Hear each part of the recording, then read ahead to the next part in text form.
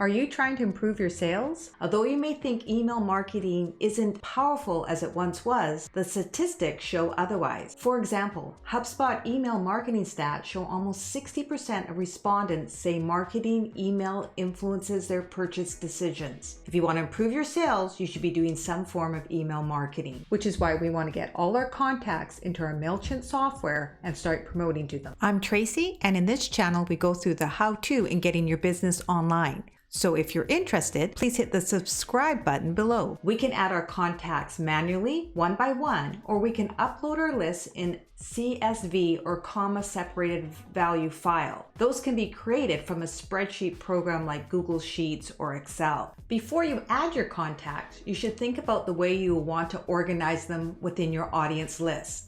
Best practice is to keep one list and use the Mailchimp organization features of groups, segments, and tags to manage your contacts. This way, you can send targeted, personalized emails. Your emails can be based on your contacts' preferences or shared traits like location, products they like, and things like that. If you want to learn more, check out my videos on using groups, segments, and tags. To add a contact to your list, we're going to log in, and then we're going to go over here to Audience and click on Audience.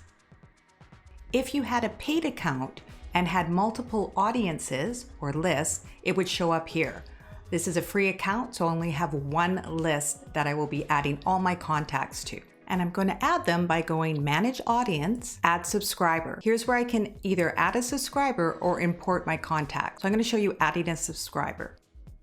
And the minimum I need is their email. I would enter the email and any other information I have in my forms, which is first name, last name, and I have address and phone number along with birthday, but I'm not going to do that. I'm only going to add the email and the first name. I'm going to add the email and add the name. I'm going to scroll down and I'm going to click that this person gave me permission to email them. And also, if this person is already in my audience, I would like to update their profile. Once you have a bigger list, you'll want to check this off. The other thing you should do is use tags. And tags are internal labels that your list or subscribers can't see, but you can see and help organize your list. For instance, this contact could be coming in from a particular campaign, or maybe it was a walk into my store. So I would click the plus sign and add a tag. So to add a tag, we go the plus sign and we just enter our tag name here. And I'm going to put a location. And that way, if I wanted to send any information to this particular contact and it was location based, then I would have that. I could also put a tag like webinar attendee, and then I would know that this person came in through my webinar. And tags are fantastic to use internally, and you should start to create tags for your subscribers. But I do have a separate video on that you're welcome to watch. So we're going to click subscribe. I now have this contact in my list. As a reminder, any of the fields listed here are created in your sign up form area. For example, if you wanted one of the default form fields that wasn't already listed on this page or a custom field, you could choose to go back to the form builder, add it, and it would show up here. Now we're going to import our contacts, and we'll do this by setting up our spreadsheet and saving it as a CSV file. I'm going to use Google Sheets, but Excel will do the same thing. Our first row will have all the field labels we want to use in Mailchimp, and will look something like this. Now I'm just going to add my contact information. I've pasted our contact information into the right columns, and now I'm going to download the file as a CSV. I'm just going to click this and it's going to download. In Excel, you would do Save As and click on the drop down in the Save As Type field and choose CSV. Now we're going to import and add our spreadsheet in Mailchimp. We go to Audience Dashboard and we go to Manage Audience, click on the drop down and import contacts. And at this point, Mailchimp allows you either to upload a file or you can copy and paste the information from the spreadsheet. We're going to upload the file, so continue to upload.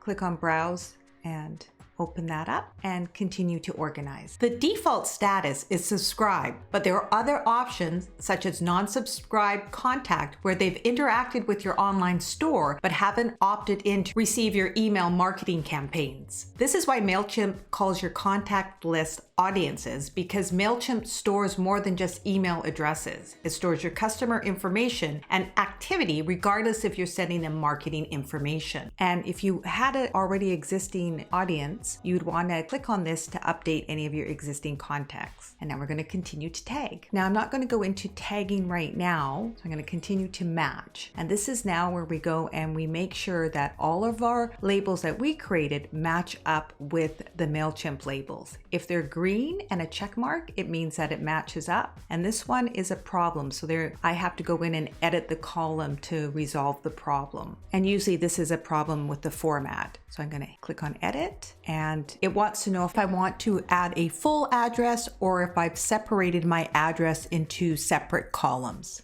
I actually have a full address, and I'm going to click confirm, and then I'm going to finalize import.